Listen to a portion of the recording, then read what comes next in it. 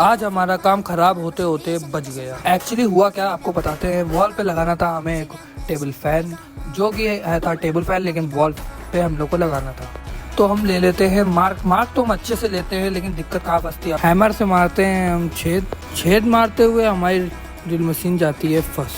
तो इसको ताकत लगा के हम निकाल लेते हैं, फिर हम लगाते हैं उसके अंदर गुल्ली, ये टाइट करने के लिए पेज। दोनों पेज अच्छे से टाइट हो जाने के बाद जब हम लगाने की बारी आती है फैन को, तब भाई समस्या फंस जाती है, क्योंकि अब इसका सेंटर मिल ही नहीं रहा। सेंटर आउट होने की वजह ये है कि दीवार थोड़ी सी ऊंची नीची है। काफी देर लगने के बाद तो भाई फाइनली वॉल फैन लग जाता है अच्छे से।